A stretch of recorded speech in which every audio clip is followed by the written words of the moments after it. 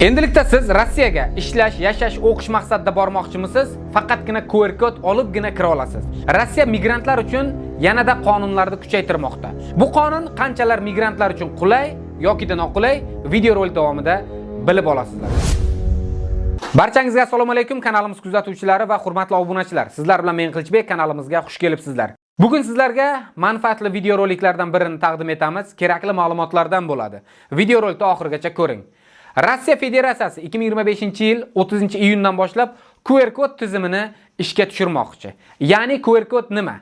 Rossiya Federatsiyasiga kirayotgan chet el fuqarolari, shu jumladan migrantlar va O'zbekiston fuqarolariga qanchalik bu QR kod zarur va kerak bo'ladi. Diqqatli bilan video rolikni oxirigacha ko'ramiz.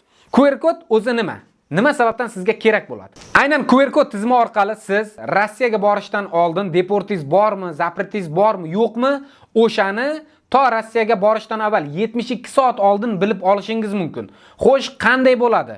Siz QR kod tizimiga qanday kira olasiz? Ya'ni oddiy. Siz 72 soat oldin O'zbekistonda yoki da Qirg'iziston, Tojikistonda turib, vataningizda turib, bemalol ro'yxatdan o'tib, siz zapritingiz, deportingiz bormi, yo'qmi, oldindan bila olishingiz mumkin. Xo'p, qanday ro'yxatdan o'tamiz va bizga qanday sayt kerak bo'ladi? Hozir barchasini tushuntiraman. Siz RUID ilovasi orqali ro'yxatdan o'tishingiz kerak bo'ladi. Buning uchun siz maxsus RUID ilovasidan ro'yxatdan o'tishingiz kerak. Ammo hozircha 22-iyun holatiga bu ilova hali yuklash uchun ochilmagan. Aytishlaricha 30-iyunga yaqin paydo bo'ladi. Qanday qilib ro'yxatdan o'tiladi? Birinchi, sizdan Gosusluga akkauntingiz bo'lishi kerak. Agar hali ro'yxatdan o'tmagan bo'lsangiz, oldin shundan boshlaysiz. Keyin RUID ilovasini yuklab olasiz.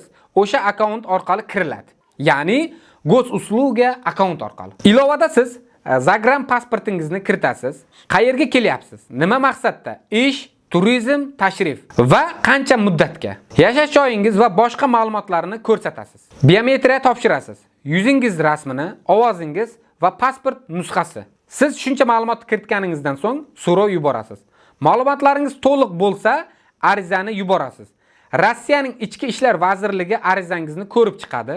Agar sizda taqiq, zapret, deport bo'lmasa, sizga QR kod yuboriladi. Bilasiz, hozirgi vaqtda Rossiyada kurslar bir pasayib, bir ko'tarilib ketyapti. Shuning uchun men sizlarga eng zo'r kurslarda O'zbekistonga pul o'tkazadigan ilovani tavsiya qilaman. Tezda ilovasi.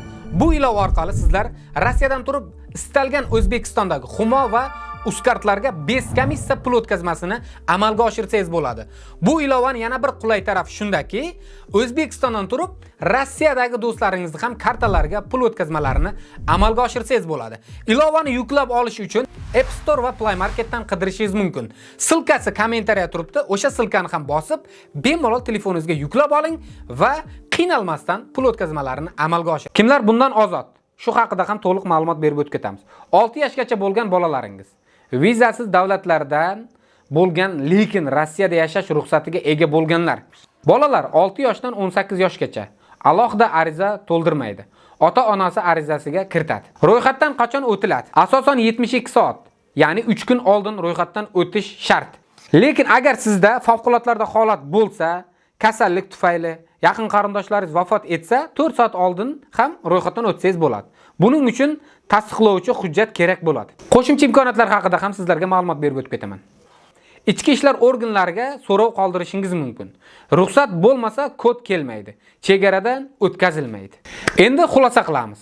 Agar mana shu tizim ishga tushsa, menimcha ko'plab Rossiyaga borayotgan vatandoshlarimizga, chet el fuqarolariga ancha qulaylik bo'ladi degan fikrdaman. Endi xulosa qilamiz. Bu tizim ishga tushsa, qanchalik sizga qulay bo'ladi? Menimcha zo'r bo'lar edi. Sababi, avvallari siz faqatgina aeroportga borganingizdan keyingina sizda zapret yoki deport borligini bilar edingiz. Kimga pul berib, kimlargadir tanish bilish orttirib, unga pasportingizni, bunga pasportingizni tashab, zapretingiz bormi, yo'qmi, pulingizga tekshirtirar edingiz. Lekin siz agar bu tizim ishga tushadigan bo'lsa, bemalol o'sha tizim orqali sizda zapret bor, yo'qligini bemalol bilsangiz bo'ladi. Avvallari to biz aeroportga borganimizdan keyin yurakni qovushlab turar edik. Menda zapret chiqib qolmasin, menda deport chiqib qolmasin deb o'tirar edik. Mana sizga ancha qulay ilova o'sha tizim ishga tushirilmoqda. Siz qanday fikrdasiz? Izohlarda o'zingizning fikringizni yozib qoldiring. Menimcha bugungi sizlarga yetkazadigan qisqacha ma'lumotimiz ancha manfaatli va foydali bo'ldi degan umiddaman. Agar foydasi tekkan bo'lsa, kerakli ma'lumotni bilgan bo'lsangiz, videoga like bosamiz jigarim, kanalga esa obuna bo'lib qo'yamiz. Nima sababdan? Kanalimizni yo'qotib qo'ymaslik uchun va kerakli keyingi yangiliklarni o'tkazib yubormaslik uchun. Sizlar bilan har doimgidek Qilichbek bo'ldi. Keyingi videoroliklarimizda, yangiliklarimizda ko'rishguncha xayr, sog' va salomat bo'ling.